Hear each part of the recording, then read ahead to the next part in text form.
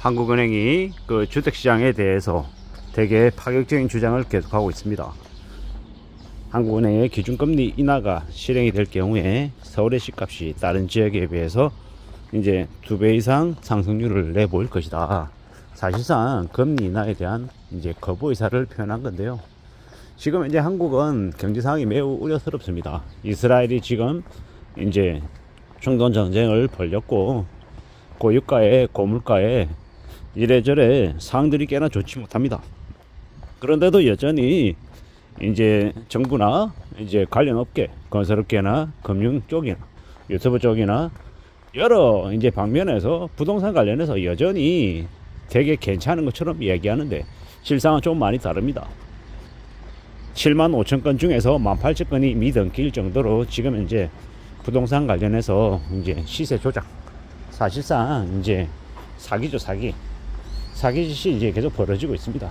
이러한 상황이 지금 계속되고 있는데도 여전히 부동산 불패를 부르짖는 이들도 있고요. 윤석열 정부는 한국은행에 이제 금리 인하 압박을 계속 하고 있는 상황입니다. 10월, 11월, 12월 뭐 계속 이제 한국은행에 이제 금리 인하를 주문하고 또 반대로 이제 한국은행은 이제 그에 맞서는 이제 모습이 계속 아마 될 것 같습니다. 이래저래 우리는 어떤 이제 상황들을 앞으로 맞이하게 될까요? 정부는 금리 인하를 이제 실행시켜서 이제 대출자들의 가계 이자 부담을 경감시켜줬다라고 얘기할 거고, 또 이제 현실에서는 기준금리 인하와 상관없이 시중금리는 계속 무리하게 이제 허걱거리면서 올라갈 거라는 거죠. 뭐 조금씩 0.1%씩 0.3%씩 계속 조금씩 계속 이제 올려 나갈 거라는 겁니다.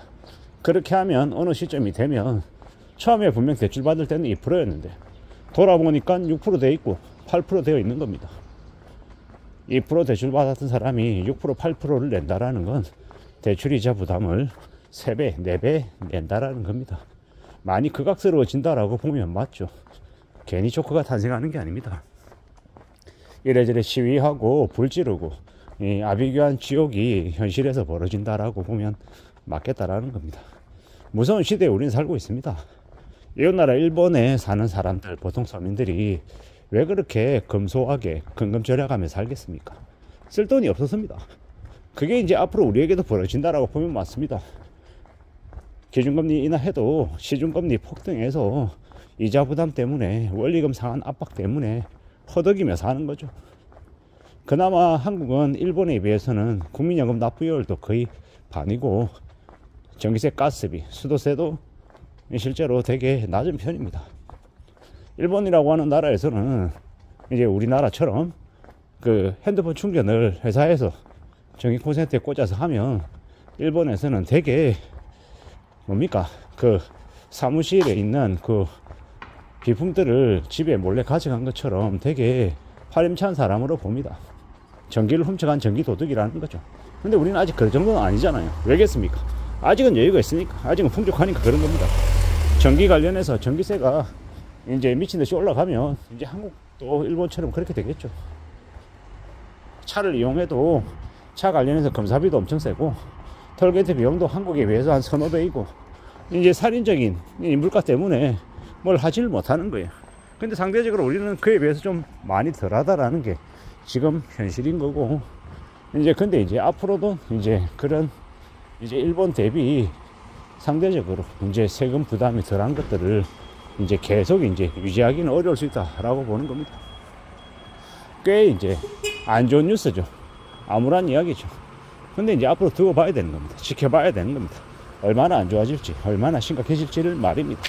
이미 망해서 나자빠지는 사람들이 되게 많다라고 얘기하는데 그런 얘기가 지금 계속되고 있는 게 지금의 시대인데 정부는 왜 저렇게 기준금리 인하 관련해서 목을 매는 걸까요?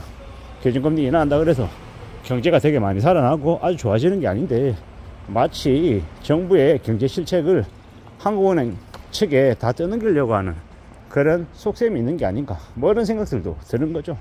우리 서민들, 보통 사람들 입장에서는요, 뭐가 맞겠습니까? 이래저래 기준금리 인하도 기준금리 인하지만 시중금리가 실제로 더 중요하다라는 생각이 들고, 시중금리는요 앞으로 아마 올라갈 가능성이 매우 크다라는 거. 이제 당분간 대출 중단 사태도 아마 수시로 벌어질 거다라고 보면 맞을 것 같습니다. 참 우리가 살아가는 세상이, 우리가 지금 지내는 모습들이 앞으로 시간이 지나면 지날수록 더 이제 험난해질 거다라고 보는 게 맞고요. 어떻게든 각자의 주어진 상황에 맞춰서 아끼고 절약하고 성실하게 살아서 이 비상금 마련하는 게 제일 우선인 것 같습니다. 그래야 갑자기 생기는 돈 나갈 일에 대응할 수 있는 거죠. 30만원만, 10만원만, 50만원만, 100만원만 빌려달라 이렇게 얘기하기가 안 쉽잖아요. 뭐 최근에 뭐 카드론 대출도 벌써 40조를 넘어서 43조다 44조다 계속 얘기하더라고요. 그게 뭘 얘기하겠습니까? 그게 이제 끝까지 왔다라는 겁니다.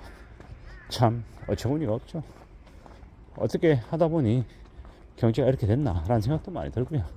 1997년 IMF 때만 해도 이제 기업의 문제였지 가게들은 나름 그래도 괜찮았습니다. 좀 상대적으로 여유가 조금은 있었죠, 지금에 비하면. 근데 지금은요, 지금은 이제 기업도 기업이지만 가게들이 왕창 무너지는 것 같습니다. 이 또한 리만 때하고 비교하면, 리만 때는 이제 중하층들 2억 이하의 대출을 가진 사람들이 많이 몰락하고 망가졌다라고 하면, 이번에는 중상층들이라고 하네요. 5억에서 7억씩 대출 받은 사람들 말입니다. 리만 때도 2억 이하의 대출 문제 때문에도 하우스푸어라 그러면 되게 허덕였는데, 이번에 5억에서 7억은 그때에 비하면 대출 금액의 규모가 3배 이상인데, 단순하게 생각해봐도 그러면 그때에 비해서 충격이 3배 이상인가 이렇게 생각할 수도 있는 건데, 참 얼마나 암울하고 얼마나 충격적일까 생각만 해도 끔찍합니다. 이미 제2 IMF가 우리 곁에 와 있는 것 같고, 이미 이제 중동 전쟁으로 전쟁이 터져가지고 유가 폭등은 앞으로 이제 예정되어 있고, 우리네 삶은 더 빡빡할 것 같은데 어떻게 지내야 될까요? 어떻게 살아야 될까요? 그냥 이대로 계속 살면 되나요? 지금 뭐 SK텔레콤조차도 인력